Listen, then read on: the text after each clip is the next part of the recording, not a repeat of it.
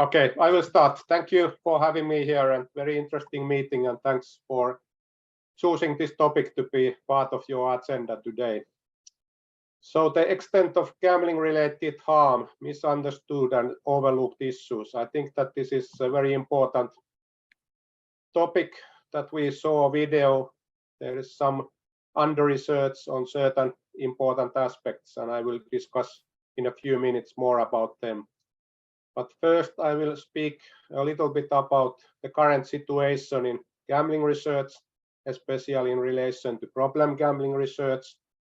Then I will have a few words about gambling as entertainment, because this is one thing that the industry always paints it.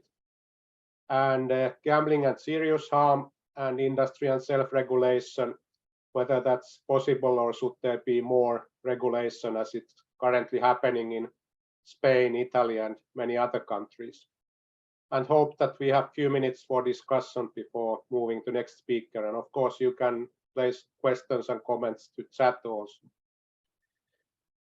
So the background is, as many of you know, that there was great gambling expansion in Europe and other countries in 80s and 90s. As it was case before that, there was lots of emphasis on consumer protection, prevention of crime, fraud.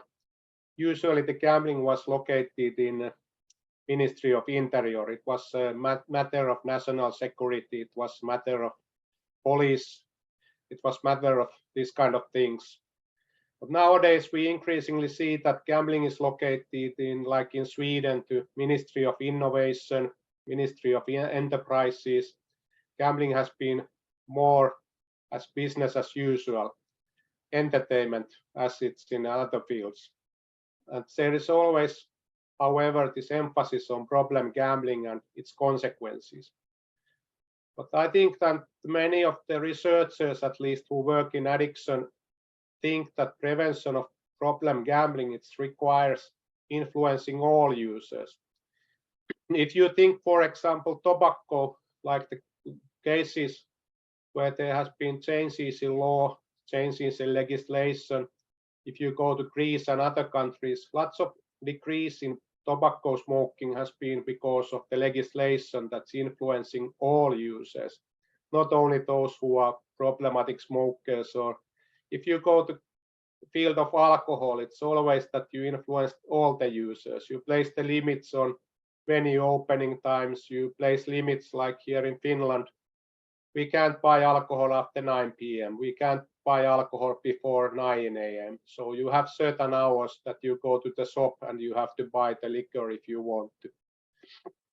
So that means that in gambling, it's always more effective to influence all the users. But the difficulty is that problem gambling brings in so much revenue. It brings up to the 2/3 of the revenue, at least here in Finland. 7% of all gamblers bring in 50% of the revenue, so it's heavily concentrated. There is also issues with measuring problem gambling. We have lots of population surveys. They have been conducted across the jurisdictions for decades. We know quite well that problem gambling in general population, it's usually 1, 2, 3% of the population, adult population that it's. But we also know that there are serious problems with these kind of measuring instruments. These are usually phone surveys. People don't answer the phone. They don't want to discuss about gambling. It's something that they are ashamed of. They don't want outsiders to know the issues that they're having with gambling. These kind of surveys, they don't reach people who are in prisons. They don't reach out for homeless people. They don't reach out for minorities, immigrants. It's also the case that these kind of surveys, they are not longitudinal. They are based on self-reporting. It's always the response bias. You don't get the answers that you want to. Then it's the case that the amount of problem gamblers, it's always higher if you show that in relative to gambling population. As you know, most of the people play only lotteries. Very few people go to casinos. Even few people spend time with betting on sports. There is not a majority of population who is involved in these kind of activities. And if you think people who gamble regularly, for example, each week or even each day, there is even smaller population. But when you look the slot machine gamblers versus other gamblers, or you look online versus offline gamblers, you start to show differences. You always see the problematic amount which is emerging from the slot machines.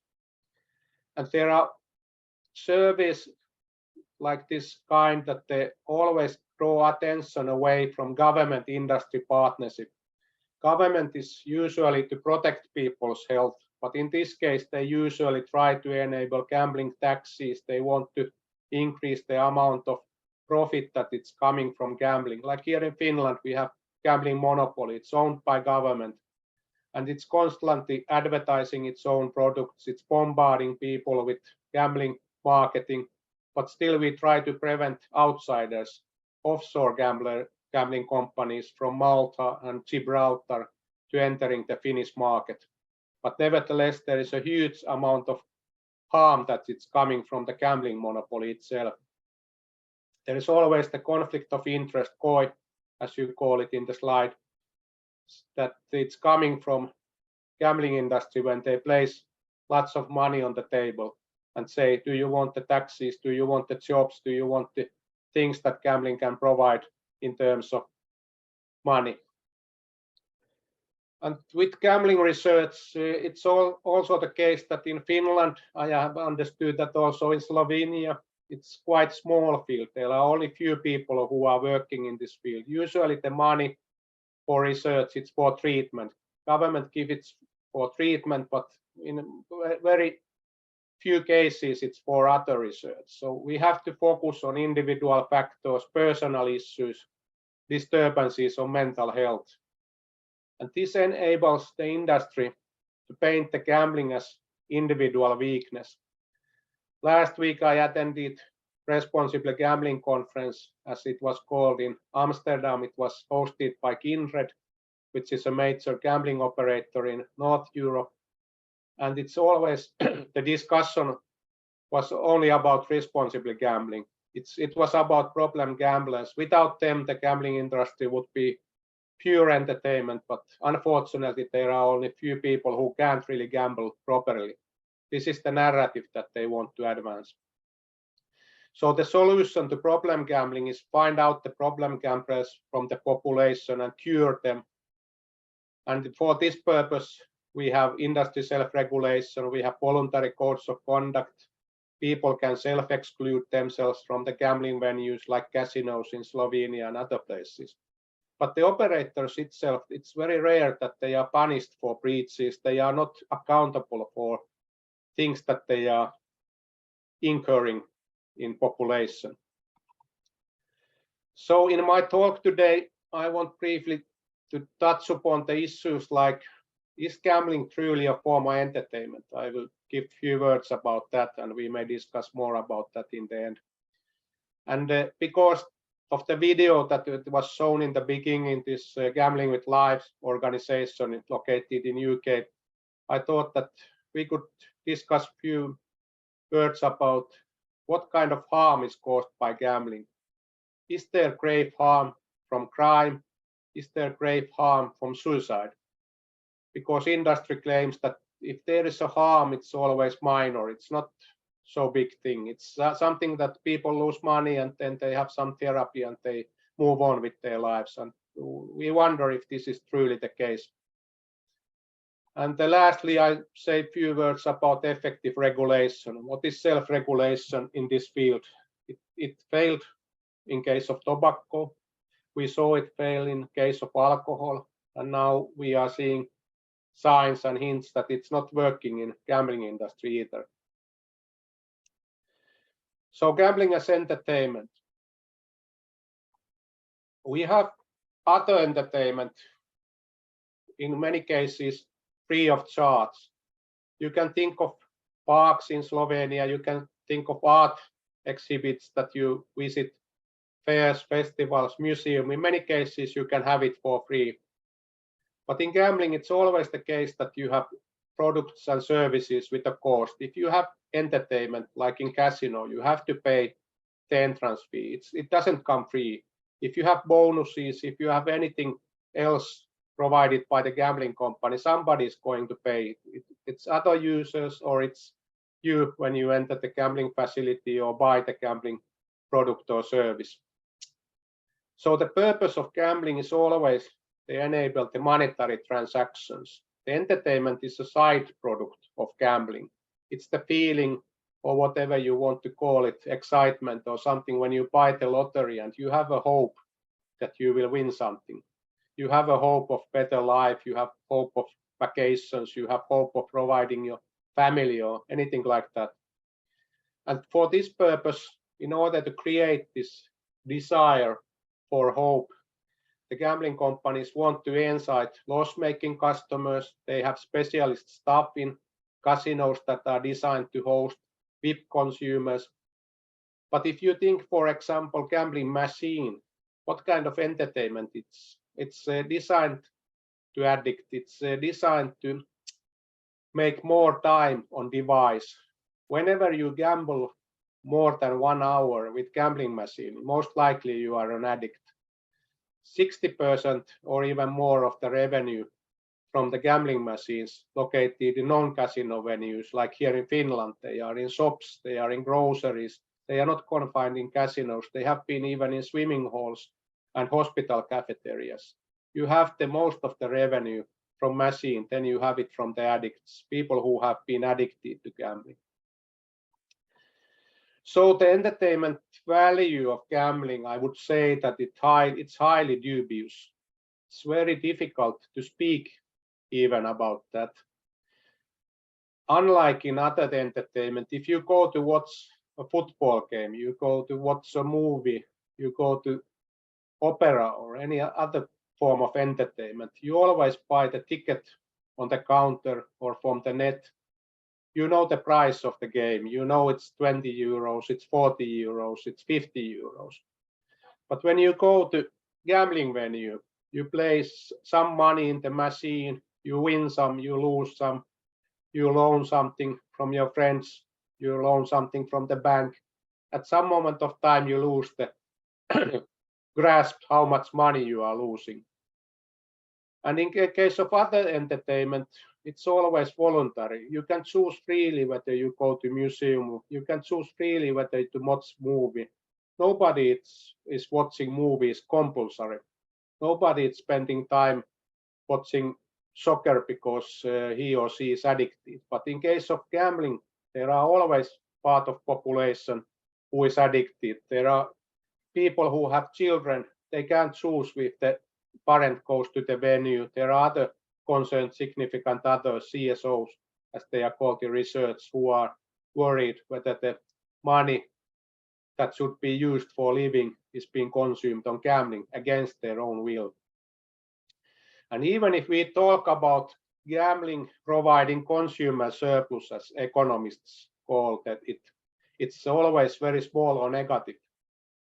It's spending that it's disproportionately concentrated amongst certain small group of people, as I already told you.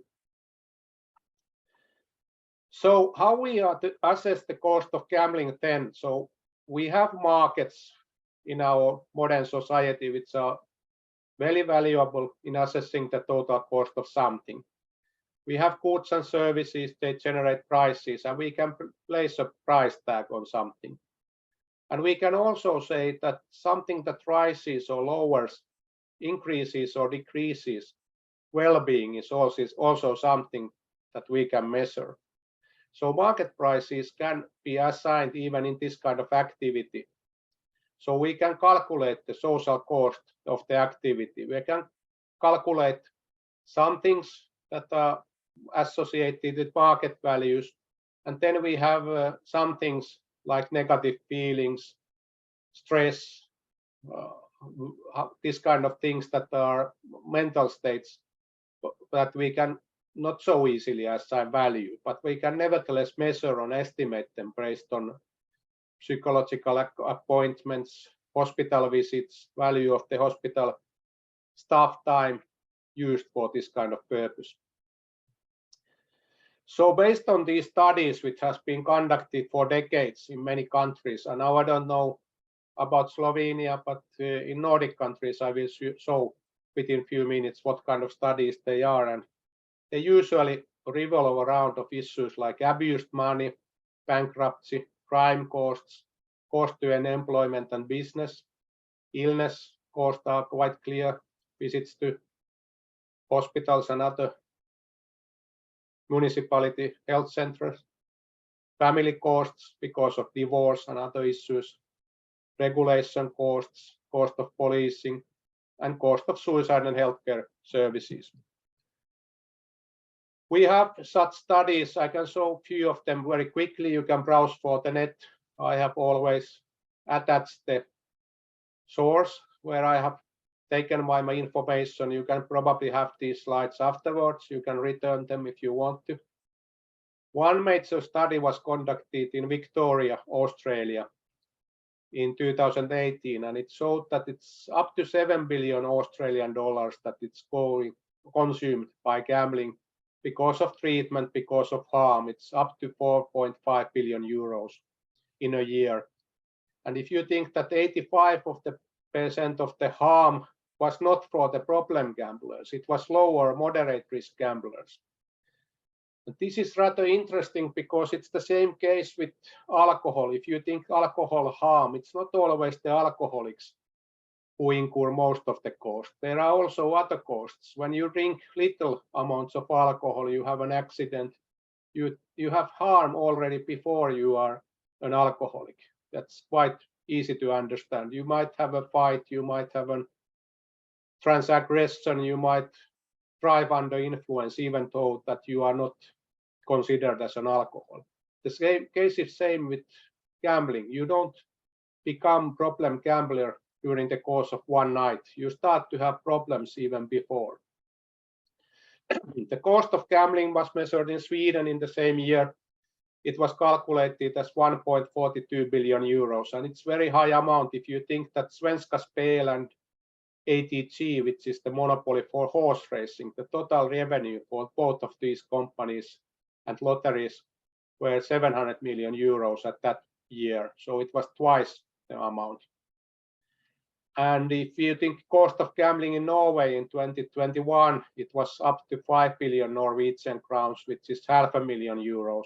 It equal to profit of government-owned Norsk Tipping. So how do you assess the cost and benefits?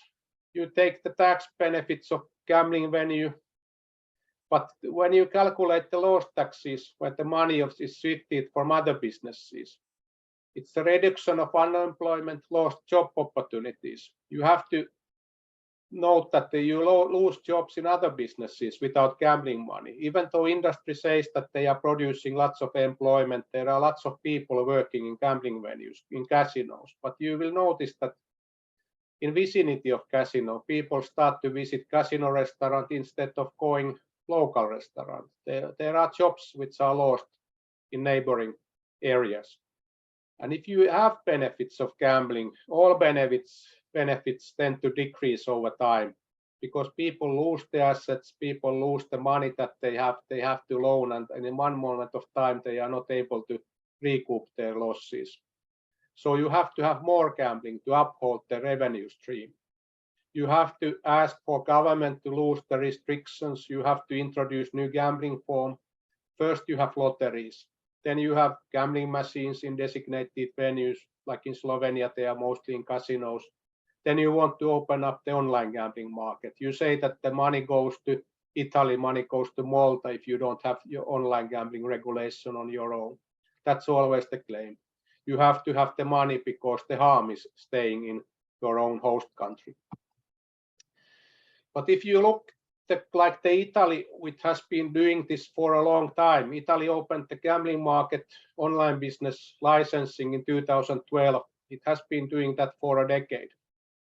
This year, one study was published in the critical gambling studies. It's open access. You can access it freely. You don't need to have university account to read this paper. It's very interesting from the critical gambling studies. social cost of gambling harm in Italy, because they break down all the fields quite detailed manner. They saw the healthcare cost, which is up to 60 million euros. They have calculated the unemployment and productivity loss, which is over 1.2 billion euros. Family costs are 9 million euros. And what is interesting, what is often not the case, they also calculate quite detailed price tag for crime and suicide. And this is the topic that I want to spend rest of my presentation. I will deal with the crime and suicide because they are often not dealt with these kind of discussions. There is lots of discussion about cost of treatment, which is important. But if you think about suicide, you lose the life that could be productive. You lose amount of productivity. And crime costs, they are often hidden. So I will highlight, based on one US study, what kind of costs they are in relation to casinos. So let's move on to gambling and serious harm, and first casinos and crime. So when you introduce a casino to certain country or jurisdiction, you have always impact on other entertainment. We have done a study with my colleague Virve Mariano, who is located also here in Helsinki with me. We looked at the issue whether the gambling harm or benefit other industry. This was our review and published in Journal of Gambling Issues 2 years ago. And we noticed that there is always extra competition from existing providers. There is increased social cost. There is a problem gambling rate, which is much higher, 50 miles or 80 kilometers from casino than other jurisdictions if you don't have a casino. And if you have cost benefit studies which are produced by gambling industry, they are always lacking some information. They are not impact studies. They are not taking into account the increase or decrease in well-being. Because if you work part-time in casino, you have a job in casino, you might need more childcare because it's late hours, it's evening shifts, it's working in night time.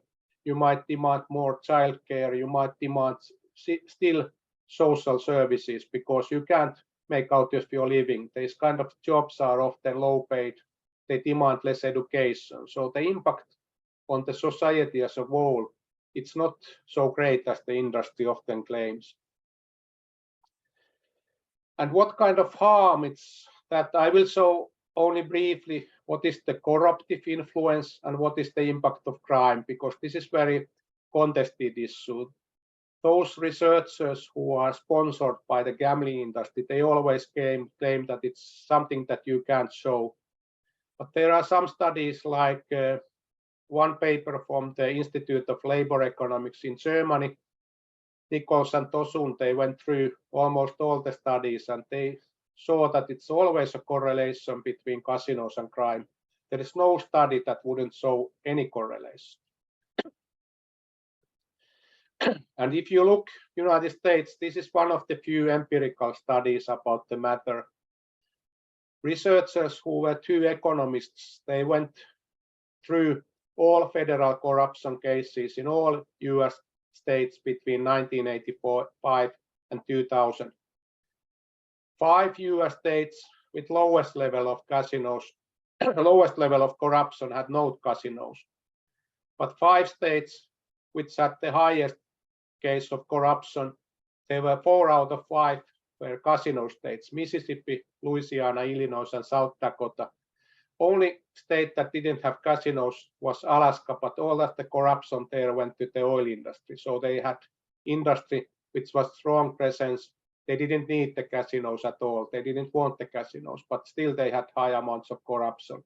It was only replaced by oil industry, not the casino industry.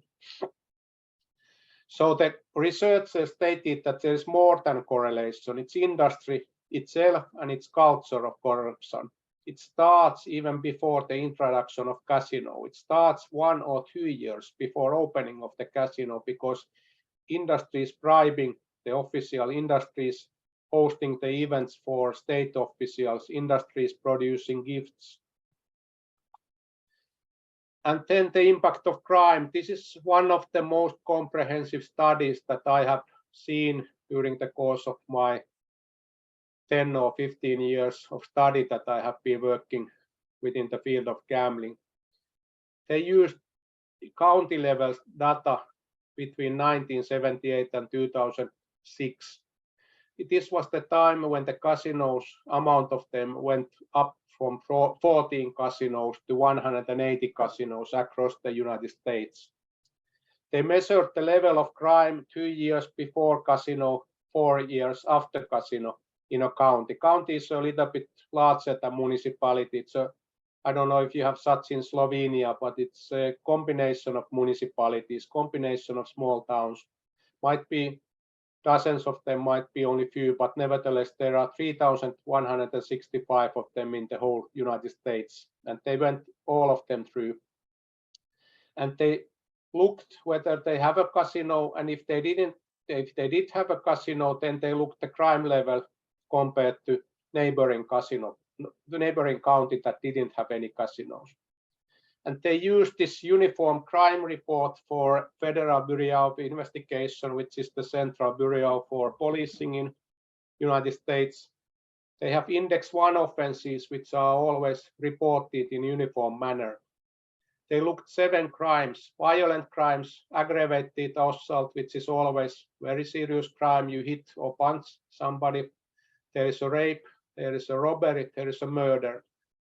And they are always reported in a similar manner for purposes of statistics.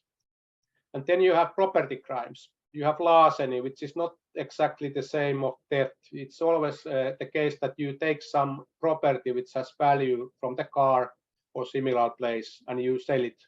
That's a larceny. Theft can be also other things. You can take something immaterial. Then you have burglaries. Then you have auto thefts. You take a motor vehicle without permission.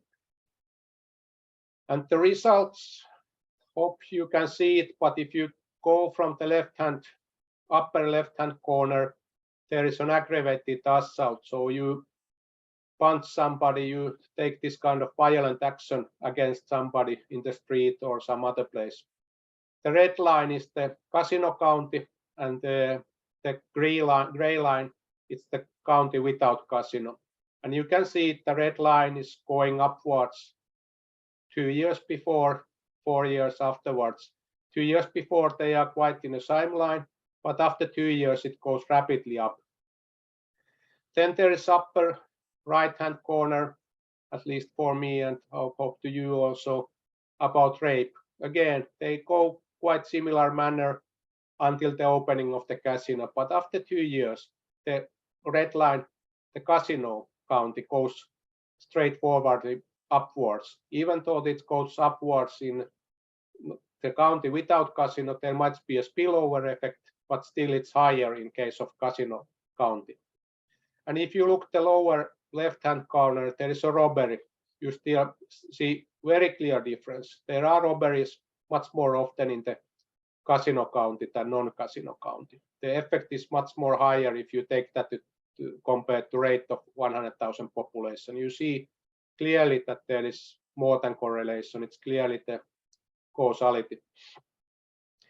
Only thing that doesn't correlate in this slide, it's the right hand lower corner, the murder.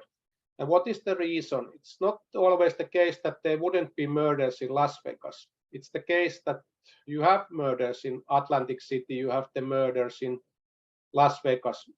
But the case is that you don't have murders in all of the counties in the United States. Even though you have lots of crime in the United States, you might think based on the TV series that there is murder in each and every county in the US, but there is no such case. So you can't really compare that statistically. You would have to have at least one murder in a county in a year so that you would have the opportunity to compare it that statistically. So we can't really do the research on that matter.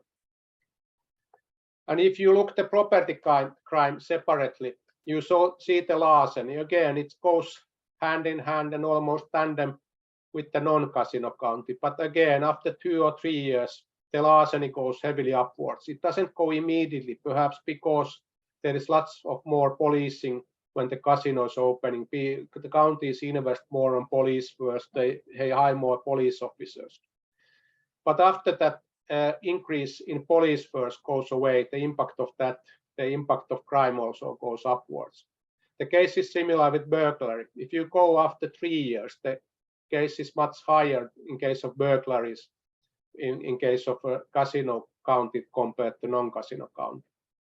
In case of auto theft, it might be that it's already higher in these kind of locations that have gambling and they have already the auto thefts, but still you have the difference which is growing rapidly after 3 and 4 years. So the results of this quite detailed study, which unfortunately hasn't been replicated in Europe, but I hope that somebody would replicate that. It showed that in terms of United States, the 8.6% of the property crimes and 12.6% of violent crimes were because of the casino. And to the extent that communities with casinos actually invest the law enforcement, it's entirely possible that casino impacts on crime are understated rather than overstated. And this is very high impact already, if you think 8.6 and 12.6%. And the industry claims that it's the large number of visitors. Whenever you have large number of visitors, then you have crime. But that's not the case in case of national parks. We have study produced by same group of researchers, Professor Eric Reynolds and his colleagues, who did this crime study, and they looked for national parks in US. They have very high amount of visitors. They have almost no crime. And if you look the large shopping centers like Mall of America, which is largest in the US, they have 2,000 shops. They have visitors almost 8 times higher visitor level than Las Vegas when you adjust that in the population. But still the crime rate is only 1/15 of Las Vegas. Then that was about crime, and it was about crime and casino. Sorry that due to the constraints of time, I can't go through all the crime levels in other fields that are related to gambling, but it's just showing that if you think casinos, what kind of things you can measure if you want to. Also in Slovenia, perhaps if you go to police records, if you want police to follow up these matters in casino counties or municipalities, Nova Gorica and others. Then we have gambling and serious harm, and we think about suicide for a moment, because that was the video that we saw in the beginning. So the suicidality, it's clear that there are suicide attempts. Usually there are many more attempts than actual suicides. It's the case that people try suicide, they will fail, and somebody finds the person, somebody is taken to hospital before the actual deaths. And then we have the suicides that are successful. And there is also self-harm because of the inflicted gunshots and other types of actions. So we find positive association always in review studies. We have just actually today, we have published a review with my colleague in Frontiers of Psychiatry. We did a systematic review of qualitative evidence. We found out that 20 studies have been browsing the issues, and it's always 2 main processes. There is in-depthness, the money factor, and there is shame involved. And this is too great for them to bear when they end up to having the suicidal tendencies. And again, the gambling industry states that there is no evidence of causality. You can't perhaps have the incontrovertible proof, but you can't have it in any other realm of public health research. You have to use different factors. You have to look, in case of tobacco smoking, you have to look also the possibility that person has lung cancer because of environment, because of work-related matters, but they are a very small portion of all lung cancers. If you have lung cancer, up to 90%, 95%, it's always tobacco smoking. There is always this few percent that it's something else. And of course, in case of heavy gambling, there might be few percent of the suicide, which is something else. But if you look the general issues, you note the depression, anxiety, obsessions. We have a psychologist who is talking after me, so I won't deal with them in here. But I only say that the suicidal ideation is common. Approximately 20% of those who have been classified as problem gamblers attempt suicide at least once during the course of their lifetime. And if you look gambling locations where there has been gambling for a long time, we have United States of Nevada, state of Nevada in the US, where Las Vegas is located, the most famous casino destination in globally. The suicide rate of those over 65, it has been for decades twice as high than other places in the US. Nowadays it's the second, but it used to be the first for a very long time. And if you look the residents of the city of Las Vegas, the suicide risk when they went through up to 3 decades before the study that was published in 2008, they had 50% higher suicide risk compared to other metropolitans in the whole US. So it means that the rate is very high when you have gambling. Of course, there are drugs, there is alcohol in Las Vegas, but it's not so great differences if you compare that to Detroit, you compare that to other major US cities where there is lots of poverty, lots of differences between the areas. I saw also few studies from other continents because all of them tell different sides of the things. So this was one study in Melbourne, Alfred Hospital. They noticed that they had up to 900 suicidal patients in 1 year. 17% of them reported gambling when they started asking. And they went to the Victorian, which is the state where this Melbourne is located, coroner, and went through all the suicides where there was investigation of the reason. And they found out 128 suicides, and they noticed that the peak of the age group is in 30s. It's unlike in other suicides, that male 85% are predominant. And if you look at state of Victoria, it's conducted one survey in 2009, and they noticed that 12,000 Victorian gamblers had contemplated suicide. It was 1.8% of the total population, even though the state gaming minister said that only 1% of the population are problematic gamblers. So you see that the harm of gambling starts even before you are designated as a problematic gambler. In Canada, they had 2 general inquiries on suicides in 2003. In province of Alberta, 10% of suicides were related to gambling. In Nova Scotia, 6.3. And in province of Quebec, they went through all the coroner's reports during the course of 10 years, and they found out 156 suicides related to gambling. Risk factors were again debt, depression, relationship issues. But most important, over the half of the cases was availability of gambling machines. And how the researchers were able to tell this. It was the case that person leaves a note behind. This is usually the phase that the persons don't want to lie anymore. They might have family, they might have children, they might have loved ones. They want to leave a written note or something where they explain why they did it. And this is something that in very few cases people lie, because whenever they survive the suicide attempt and they have been questioned afterwards, they tell that it was a honest statement. They don't want anymore. They have been lying all the time and now they want to tell the truth. And in half of the notes that were found after the person was deceased, it was the case that they blamed the gambling machines. And in Hong Kong, there was a major study also in 2003. They went through all the coroner's report, and evidence of gambling behavior was present in 233. It was the bank account statements, it was slips that you were showing the visits to casino.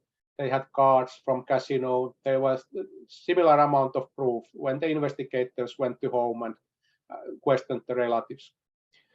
And out of 223 suicides in 2003, 110 were indebted. So it means that very many persons had gambled in casinos and they had debt. And this was in stark contrast with people without debt. They were almost always going to casino. And other suicides, when they went through, they were always older persons. They had unemployment history, they had divorce, they had mental illnesses. But when you had gambling related, they were different. They were almost always, again, people who were in their 30s or 40s. They were married. They had no history of mental illness. Almost always there was nothing. There was no visit to psychologist. There was no visit to psychiatrist. So this tells us that when you enter the treatment, it's perhaps too late for many. You have to have prevention. You have to have effective prevention if you want to prevent these kind of things happening. And this was perhaps the most nationwide study. It was a registered study in Sweden with persons with gambling disorder. It used to be problematic gambling or pathological gambling, but nowadays it's gambling disorder in psychiatric manuals. Again, there was a risk factor of depression. If you contrast this with all-cause mortality, where you have high age, cardiovascular disease, this is different again.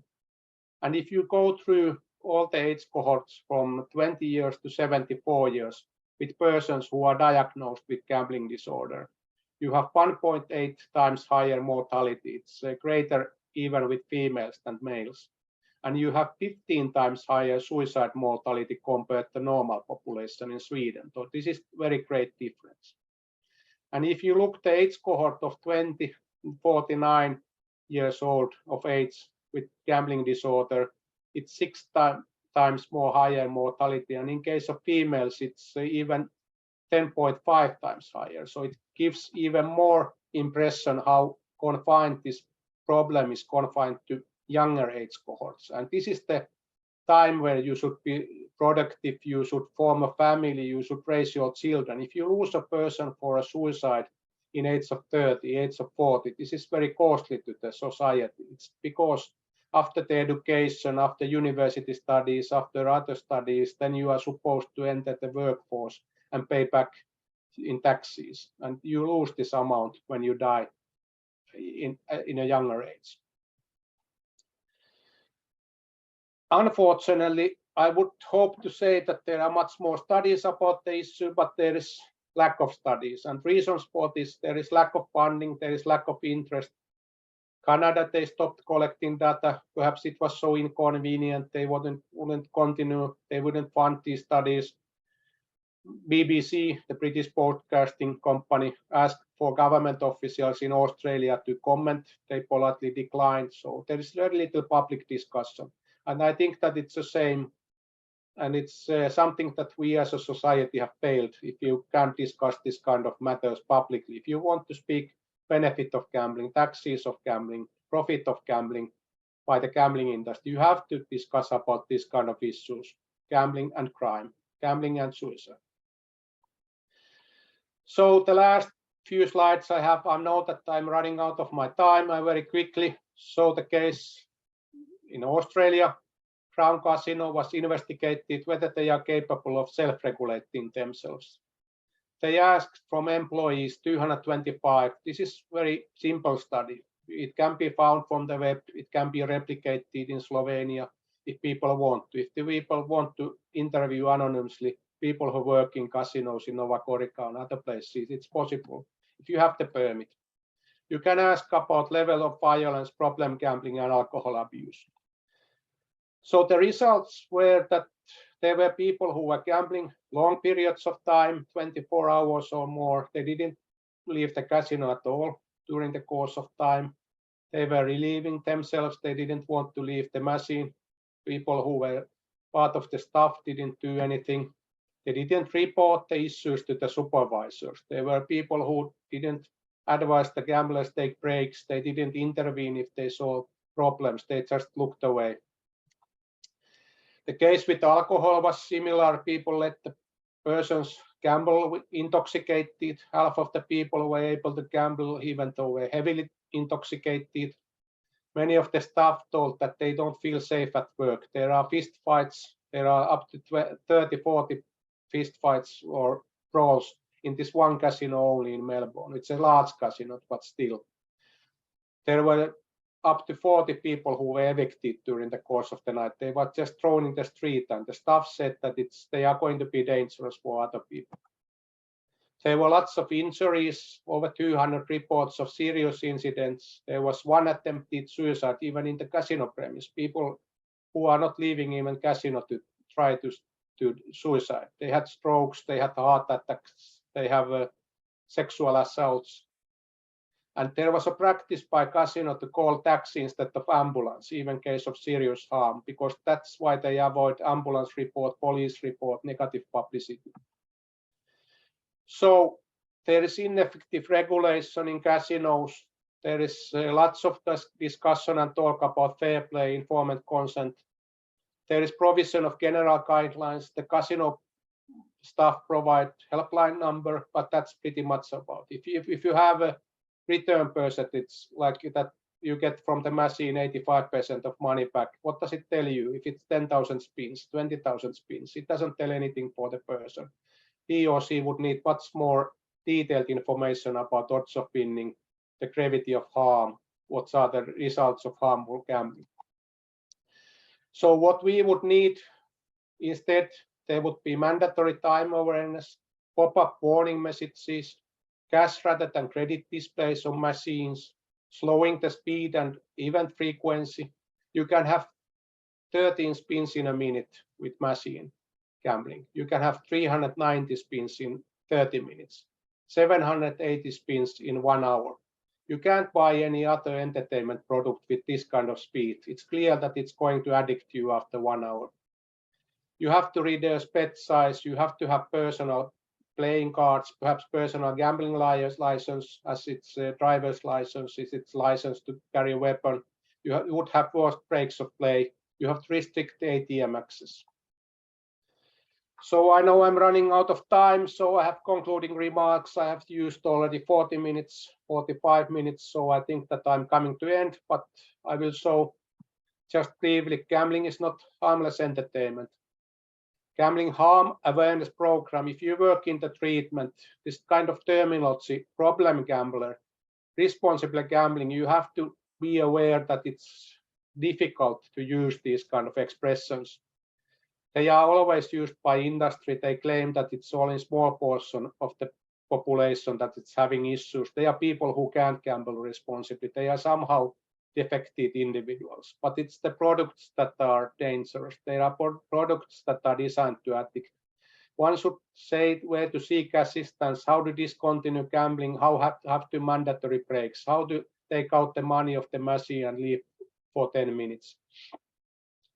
There should be warning information that it's specific to game type, like in case of gambling machines. You have thousands of them in casinos in Slovenia. There should be warning like among the people who use machines, this rate of serious gambling issue is 5 times the population average. Or you can say that if you gamble 1 hour with this machine, you lose 71 euros. That is amount in Finland that people approximately lose in one machine only in 1 hour, 71 euros. That's the cost. If you compare that to going to soccer game, going to movie, it's very hard. Price information disclosed in a simple manner. You have this, which I just said. How to address crime, suicide. We have public policies on prevention. You have to restrict the availability access. That's the case with alcohol, case with tobacco. You can do it in online environment also. You can block the ISP, as they do in Germany now, in some cases. And if you have more severe gambling problem, more inclined you are to do crime or be involved with criminality.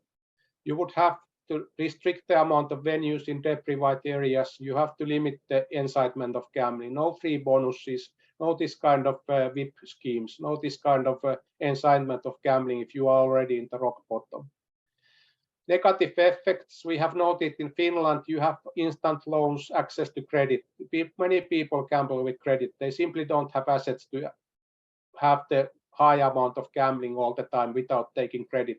It's almost always the mark of serious problem gambling. This should be prohibited. In Finland, we have a high amount of instant loan providers, high amount of payday loans that are almost always financed or taken because of the gambling.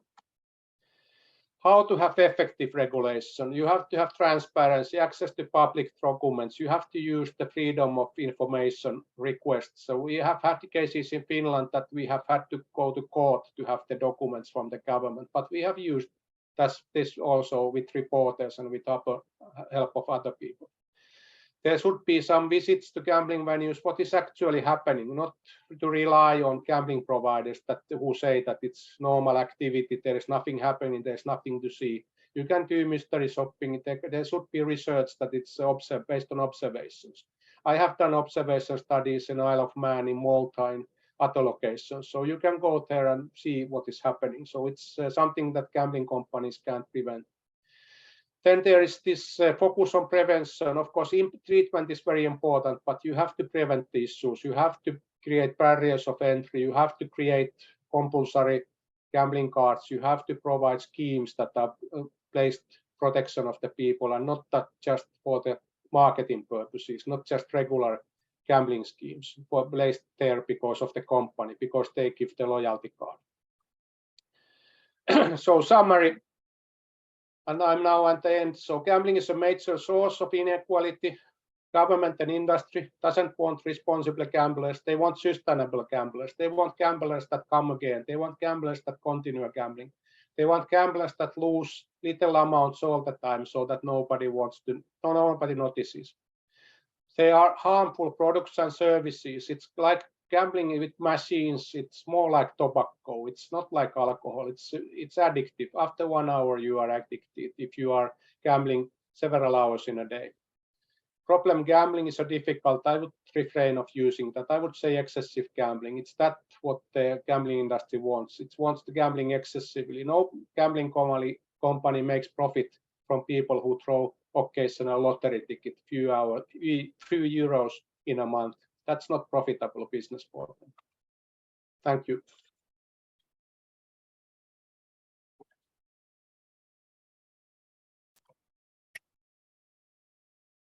Okay, we are honored to have you here, Janne. Thank you for your presentation, a deep insight into the subject. Can I suggest that we show our faces to the attendees so they can see us who's talking? And I would also like to invite, I would, well, we plan to spend next 10 minutes for discussion and questions and answers. And if you let me follow up with Mirna, I would like to ask you whether she would like to comment on any of this. First of all, Janne, I'm glad to see you, and I'm really happy that you joined us. Thank you for this valuable presentation. And I will actually just follow your line of reasoning and thoughts with the concept of responsible gambling, for which I believe that it's just not enough and is not working. And it will be short presentation, but I will stress some of the arguments that you already put. And my presentation will be in Slovenian language, but slides are in English so that you will be able to follow. That's for now, but I'm glad that you showed us so many facts and numbers that we rarely see. Thank you. Thank you, Mirna. Great to see you also. I'm looking forward to this presentation. I will stay, definitely. Janne, would you like to comment on any of this? Hello.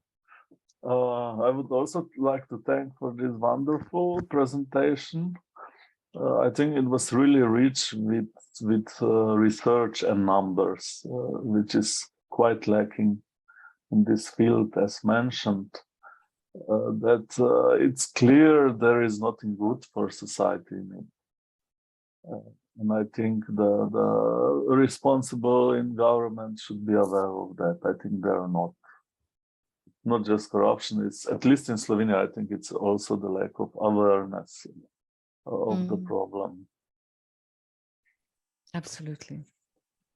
Okay, I would like to encourage our attendees. If someone has a question, you can put it into our chat window, and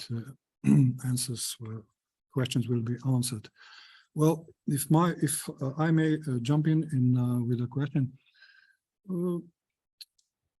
what do you think? What is the best option for regulating gambling in any country, any specific country?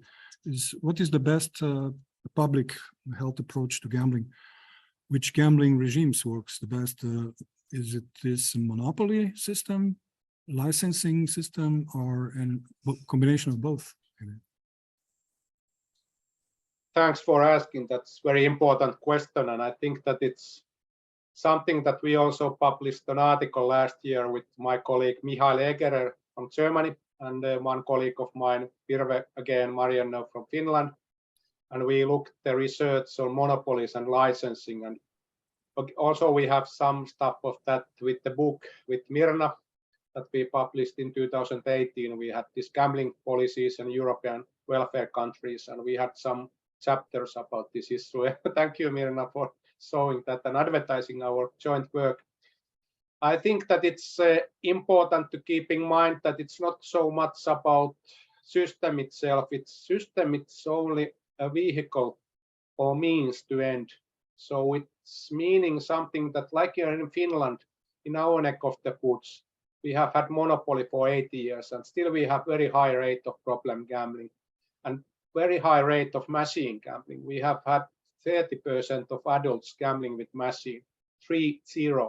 It's very high if you think like in the UK, there is 3 or 4 or 5% of the adult population. Why is that? Because of the availability, gambling machines in every grocery, every milk shop, every kiosk, every 9-11, every 7-Eleven.